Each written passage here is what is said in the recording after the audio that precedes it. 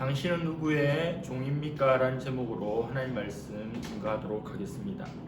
일제강점기에 항일 민족 대표 34명 중 한 명이었던 승려 만해 한용우는 복종이라는 제목의 시를 썼습니다. 남들은 자유를 사랑한다지만은 나는 복종을 좋아하여요.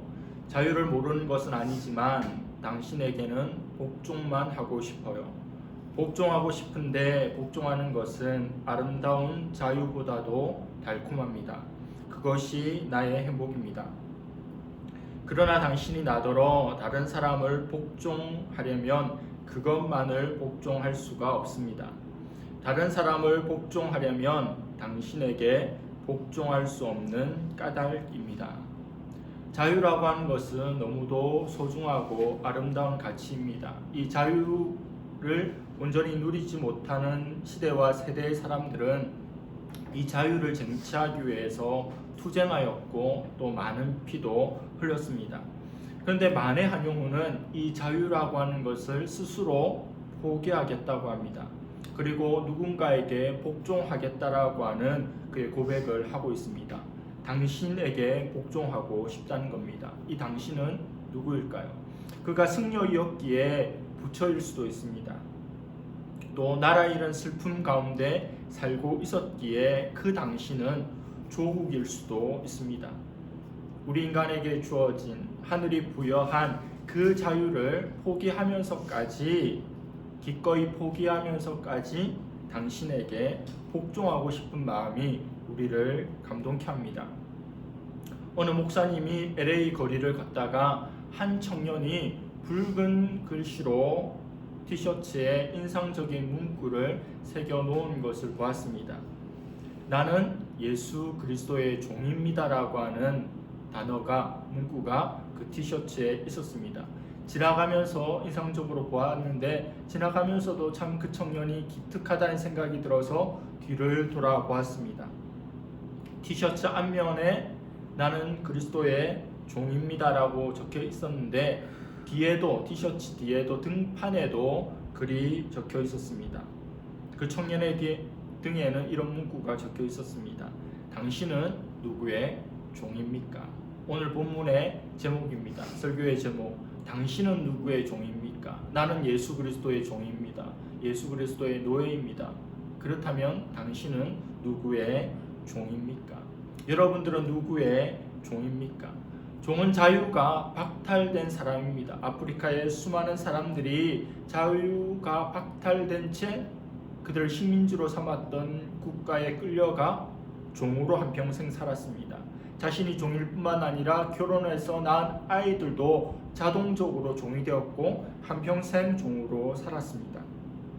그런데 그리스도 예수의 종은 그리스도에 의해서 강제적으로 자유를 박탈당한 존재가 아닙니다.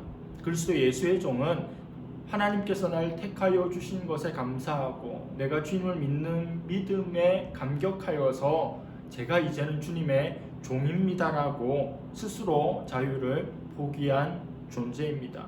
만해 한용운이 자유가 있지만 자기는 절대자에게, 당신에게, 조국에게 복종하겠다고 그 자유의 가치를 내려놓았던 것처럼 우리에게 자유라고 하는 것이 있는데 그리스도 예수를 위해서 이 자유를 내려놓겠다고 하는 사람이 바로 예수님의 종입니다.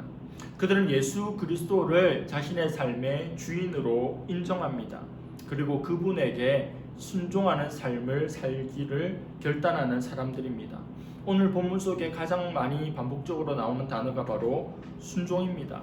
한용우는 복종이라고 표현하였고 오늘 본문에는 순종이라는 단어가 많이 나옵니다.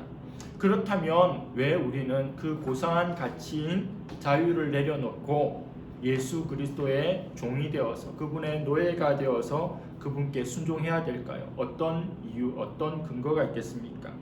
우리가 주님께 순종해야 되는 첫 번째 이유는 은혜 때문입니다. 오늘 15절 말씀입니다. 그런즉 어찌하리요? 우리가 법 아래 있지 아니하고 은혜 아래 있으니 죄를 지으리요? 그럴 수 없느니라.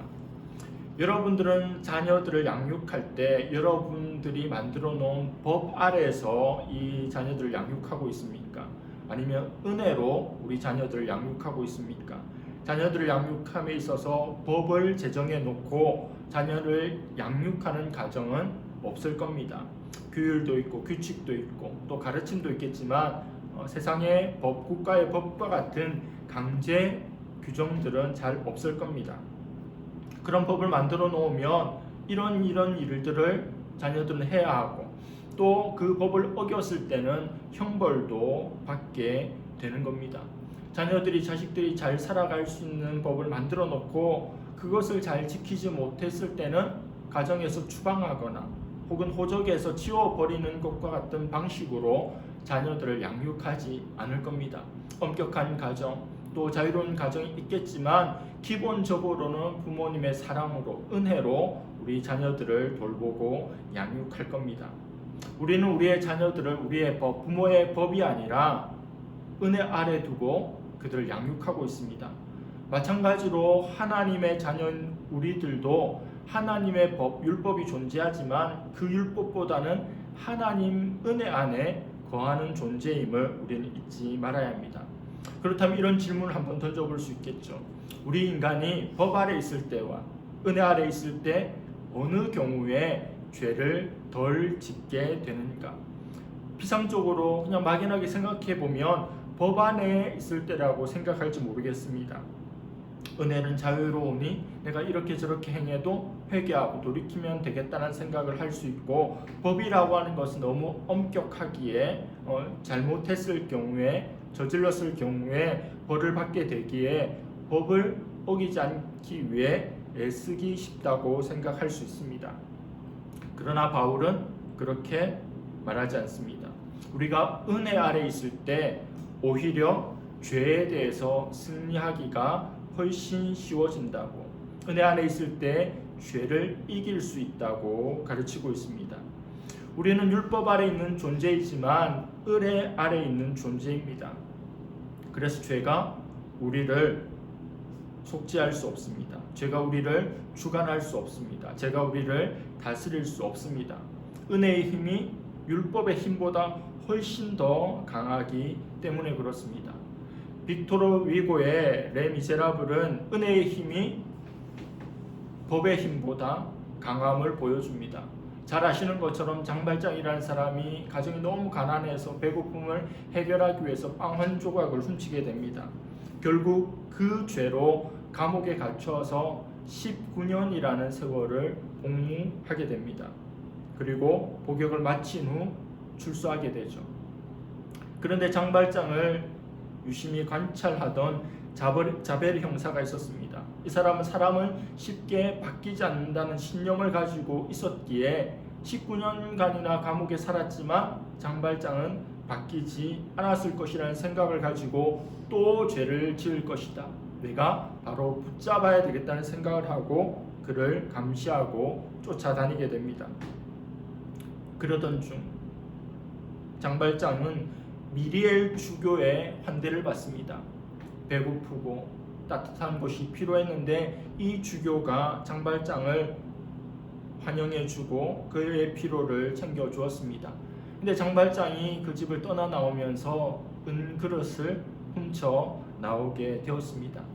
곧 그는 붙잡히게 되었죠. 주교 앞에 다시 왔을 때 주교는 이 도둑놈이라고 말하지 않았습니다. 형제여, 장발장, 내가 은촛대까지 주었는데 왜 은그릇만 가져갔느냐고 이야기했습니다. 장발장은 예상치 못했던 은혜의 습격을 받게 됩니다. 큰 감동을 받게 되죠. 나는 죄를 지었는데 또 이 죄로 감옥에 갇히는 것이 인과응보적 측면에서 너무도 당연한데 은혜의 지배를 받게 된 겁니다. 큰 감동을 받고 그의 삶은 달라지게 됩니다. 나중에 보면 자신의 신념이 무너진 자베르 형사는 강에서 뛰어내려서 스스로 목숨을 끊고 말죠. 장발장을 변화시킨 것은 19년간의 감옥이 아닙니다. 교도소, 교화의 목적을 가지고 사람을 가두어두는 것이 교도소인데 그곳에서 장발장은 변화되지 못했습니다. 그래서 자신을 환대하는 사람의 그릇을 훔친 것 아니겠습니까? 그러나 그를 변화시킨 것, 그를 감동시킨 것, 그의 삶을 뒤바꿔 놓은 것은 주교의 은혜입니다. 계산할 수 없는 은혜, 도무지 받아들일 수 없는 은혜가 그의 생각을, 그의 삶을 뒤바꿔 놓았습니다. 과거 봉건 시대에는 주인이 많은 종들을 두며 살았습니다. 여자 종들을, 하녀들을 거느리며 살았습니다. 어떤 경우에는 국가의 법으로 그 종들의 삶을 규정하고 제정하고 규율하여서 억압하기도 하였습니다. 어떤 경우에 하녀들은 주인의 법 아래서 또 살아가게 되었습니다. 어떤 주인이 자신의 하녀에게 이런 규칙들, 이런 명령들을 내렸다고 가정해 보겠습니다. 아무리 피곤해도 아침 6시에 기상하는 겁니다. 그리고 7시까지 집안의 모든 일을 완료, 그리고 8시까지는 모든 가족들의 식사 준비를 끝내고 9시까지는 그 가정에 자녀들을 뒷바라지를 다해서 학교에 갈 수 있도록 하는 겁니다. 일어나서 일하고 밥을 준비하고 아이들을 준비시키는 것까지 완벽하게 아침에는 해야 하는 겁니다. 이 일을 제대로 하지 못하면 매를 맞거나 계속 반복되면 쫓겨난 일이 그들에게 있었으니 하녀들이 얼마나 불행하고 또 불안하고 우울했겠습니까? 그런데 어느 날 주인이 그 하녀 중에 한 명을 사랑하게 되었습니다.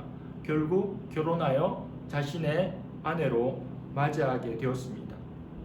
이제 주인 아래의 아내가 된 이 여인은 주인의 법 아래 있는 존재일까요? 아니면 주인의 사랑, 남편의 은혜 가운데 있는 사람일까요? 당연히 후자입니다.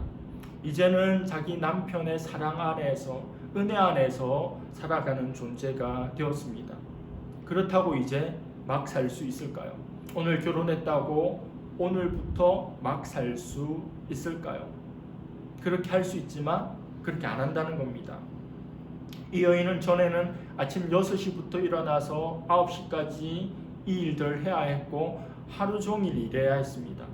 그러나 주인의 아내가 되어, 남편의 아내가 되어서 이제는 낮 10시까지 잠을 자도 아무런 문제가 없는 그런 위치에 이르게 되었습니다.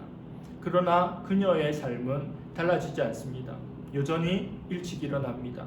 그리고 종들과 함께 집안일을 하고 식사를 준비하고 아이들을 돌보는 일을 자발적으로 하는 겁니다.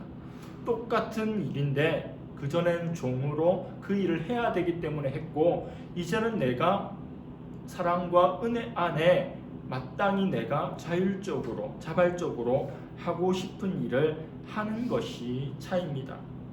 그전에 불안과 불행과 우울은 사라지고 말겠죠. 사도 바울이 펼치는 논리가 이와 같은 것입니다. 우리가 주님께 순종해야 되는 이유는 바로 하나님의 은혜 때문입니다. 하나님과 원수되었던 우리가 벌받고 하나님으로부터 배척당하고 유기되었던 우리가 예수 그리스도를 통한 하나님의 은혜를 입고는 이제 주님을 주인으로 모시고 자발적 종으로 살게 된 것입니다. 우리가 주님께 순종해야 되는 두 번째 이유가 있는데 바로 자유입니다. 왜 우리는 주님의 종이 되었을까요? 참 말장난 같지만 참된 자유를 누리기 위해서 종이 된 것입니다. 종이 되면 자유를 억압당하는 것이 당연한데 어떻게 자유를 얻기 위해서 종이 될까요? 그것은 진리가 우리를 자유롭게 하기 때문입니다. 내가 주님 안에 있고 주님을 주인으로 모시고 주님 말씀에 순종하며 나아갈 때 우리는 진정한 자유를 누릴 수 있는 종이 됩니다. 물고기가 바다에 살고 있는데 바다에 살고 있는 물고기가 바다라고 하는 억압 속에 있다고 건져주고 자유를 주겠다고 육지로 꺼내놓으면 물고기는 제대로 살지 못합니다. 물고기의 자유의 영역은 바닷물 아닙니다. 그 속에서 마음껏 헤엄치고 호흡할 수 있는 겁니다. 우리 인생도 마찬가지입니다. 예수 그리스도 안에 있을 때, 그분의 말씀 안에 있을 때, 그분의 은혜 안에 있을 때 무언가를 하고 무언가를 하지 않음으로 진정한 자유를 누리는 것이지, 그분 밖에서 내 마음대로 산다고 그것이 자유가 아닙니다. 자유처럼 보이지만 방종으로 흐를 수밖에 없는 것입니다. 오늘 본문에 주님의 종이라는 말을 본문에서는 의의 종이라고 표현하고 있습니다. 의의 종, 예수 그리스도의 의의 종, 그의 반대말은 죄의 종입니다. 우리 인생은 굉장히 능동적이고 적극적인 존재 같지만 사실은 수동적인 존재의 성격을 많이 띠고 있습니다. 내가 자유롭게 무언가를 결정하고 생각하고 판단하고 살아가는 것 같지만 수많은 것들의 영향을 받는 존재입니다.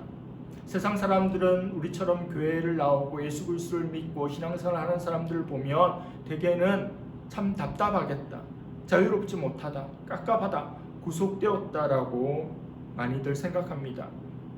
기독교의 신앙이 우리 개인의 자유를 억압하고 우리를 구속한다고 여깁니다. 그래서 난 교회 다니지 않고 자유롭게 살겠다는 그런 이야기들을 많이 하죠.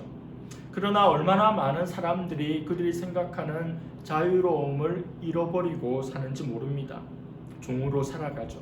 바로 죄의 종으로 살아갑니다. 분노로 인해서 폭행하고 살인을 저지릅니다. 음란하고 술과 담배와 마약과 도박 등의 쾌락의 죄에 빠져들기도 합니다. 그리고 외모와 학력에 대한 컴플렉스를 가지고 한평생 살아가고, 그것이 대물림 되지 않도록 우리 자녀들을 그러한 존재로 만들려고 합니다. 기획사에서 준비한 아이돌도 아닌데 우리 자녀들에게 나의 약점이 없는 완벽한 존재가 되기를 바라는 것이 우리 부모의 마음입니다. 디즈니 플러스에서 만들었고 많은 사람들이 보았던 카지노라고 하는 드라마가 있습니다. 최민식 씨가 주연으로 나오는데, 이 최민식 씨가 연기한 차무식은 필리핀에서 카지노로 대부가 된 존재였습니다. 10년간 700억을 벌었던, 그렇게 말하는 존재입니다. 그 드라마에는 한 호구가 등장합니다. 이 한 호구는 한국에서 중견 회사의 사장으로 그렇게 승승장구하던 존재였습니다. 근데 필리핀에 여행을 왔다가 이 사람을 차무식에게 연결시켜주는 브로커를 잘못 만나서 그 사람을 통해서 차무식을 알게 됩니다. 그리고 차무식은 이 사람을 작업하기 시작하죠.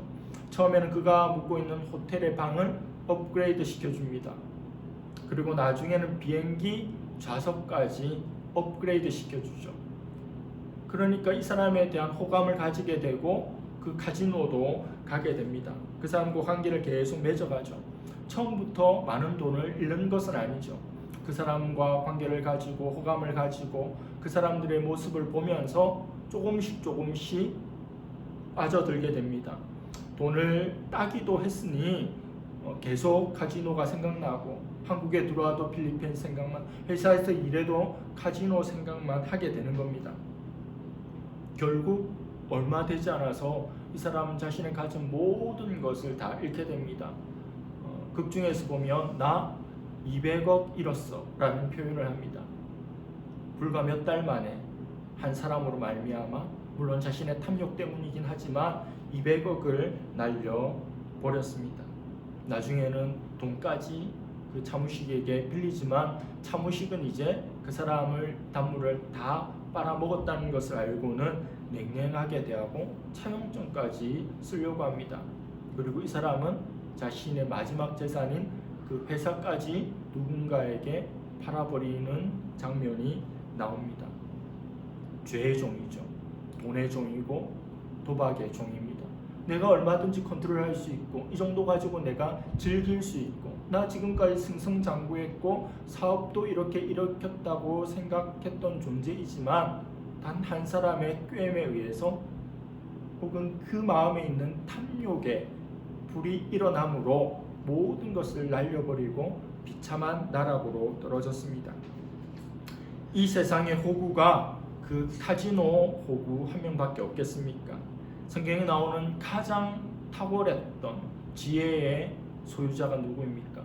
바로 솔로몬입니다. 이 솔로몬은 호구짓을 하면서 그의 인생을 그리고 그의 나라를 나락으로 빠뜨렸던 인물입니다. 아버지 다윗으로부터 전성기인 이스라엘을 고스란히 물려받았습니다. 금수저로 태어난 인생이 솔로몬입니다. 아버지 다윗의 모든 것을 고스란히 물려받았습니다. 그리고 하나님을 경외함으로 일천번제를 드리고 하나님께서 지혜를 주셨는데 지혜의 대명사가 될 정도였으니 이제 최강 무기까지 장착했습니다. 기본 금수저로 태어난 데다가 지혜라고 하는 탁월한 능력치도 그가 가지고 있었으니 해가 지지 않는 솔로몬일 뿐만 아니라 해가 지지 않을 이스라엘이 펼쳐질 것은 너무도 당연한 겁니다. 그런데 그렇지가 않았습니다. 그에게는 처첩이 1000명이나 있었습니다. 쾌락의 노예였죠. 여자의 치마 폭에서 벗어나지 못했습니다. 물론 정략 결혼을 한 부분도 있습니다. 당시에 최강대국이었던 이스라엘과 사돈 관계를 맺으려 그들과 연주를 되려고 하는 수많은 국가들의 공주를 서로 받아들임으로 국제 외교에서 좋은 입지를 차지하고자 했습니다. 강대국이었고 세상 모든 사람들을 뛰어넘는 지혜도 있으니 그 여인 1000명 정도는 얼마든지 내가 컨트롤할 수 있다는 생각을 했겠죠. 그러나 문제는 그녀들이 가지고 온 우상들입니다. 이방의 우상들. 솔로몬을 한 명밖에 없는 남편이 아니라 1000명의 한 명인 남편이기에 솔로몬에게 소망을 가질 수 없어서 우상을 가지고 들어옵니다. 하나님만 경외하고 유일신 하나님만 섬겨야 하는 이스라엘은 우상 공화국이 되어버렸습니다.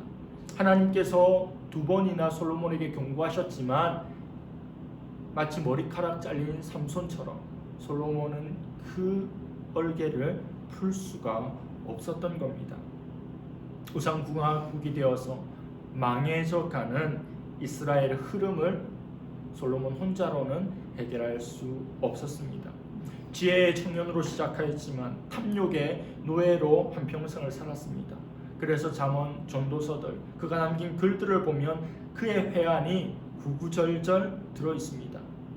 그 이후 나라는 남과 북으로 갈리게 되었습니다. 지혜의 청년은 다름 아닌 죄의 노예였습니다. 죄의 힘은 이렇게 대단합니다. 우리가 언제 죄의 종의 자리에서 자유할 수 있겠습니까? 나는 죄의 종이 안 될까요? 나는 죄 짓지 않을까요? 그런 결심만으로 되는 것이 아닙니다. 적극적으로 의의 종이 되어야만 죄에서 자유할 수 있습니다. 죄의 종이 아닐 뿐만 아니라 의의 종이 되어야 한다는 말씀입니다. 사도행전 2장에는 오순절 마가의 다락방에 임한 사건을 우리에게 소개합니다. 예수님이 승천하시고 성령을 기다리며 기도하는 그들에게 바람처럼 불처럼 성령님이 임하셨습니다. 사람들이 방언을 말하기 시작하였고 세례를 받고 믿음의 공동체를 만들어 초대교회가 만들어졌습니다. 그 사람들의 모습을 소개하고 있는 사도행전 2장 44, 45절입니다.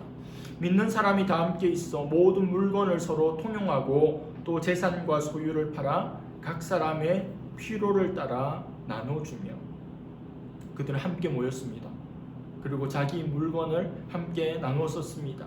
그것도 모자라 자기의 재산, 자기의 소유를 다 팔아서 각 사람의 필요에 따라서 나눠줬습니다. 지금 교회가 많은 구제들을 한다고 하지만 이 초대교회 역사와 같은 일은 일어나지 않습니다. 너무도 놀라운 일, 흉내낼 수 없는 일이 일어난 겁니다. 그것도 강제나 어떤 압력이 아니라 자발적으로 그렇게 한 겁니다. 똑같이 일하고 똑같이 나누어 갖는 것은 사회주의입니다. 공산주의는 능력에 따라 일하고 필요에 따라서 나누어 갖는 겁니다. 공산주의라고 하는 그 이념 자체, 이상 자체는 너무 아름다운 것입니다. 그들이 꿈꾸었던 것이 유토피아죠.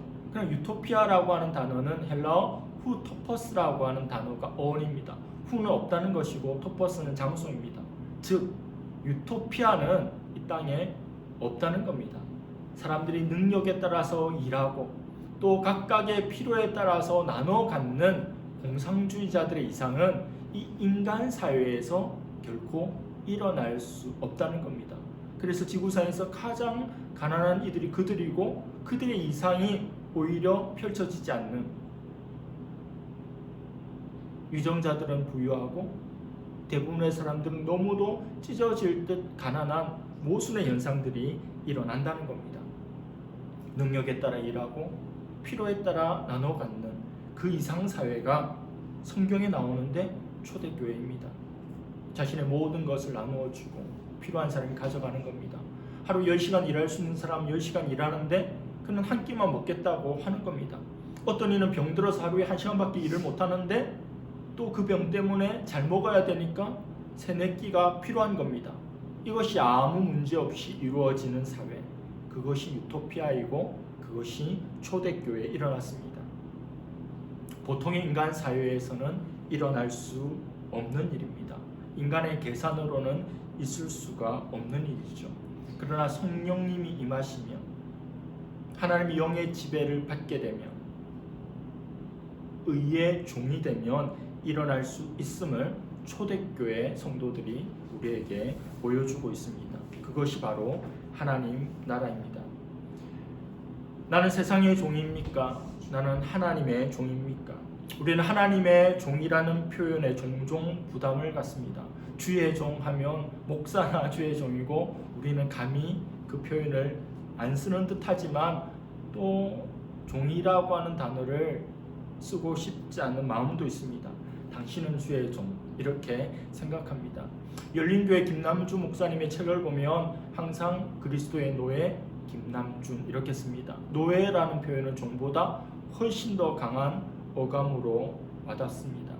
하나님의 아들도 있고 하나님의 백성도 있는데 왜 사도 바울은 종이라는 단어를 이렇게 썼을까요? 탕자의 비유를 아시죠?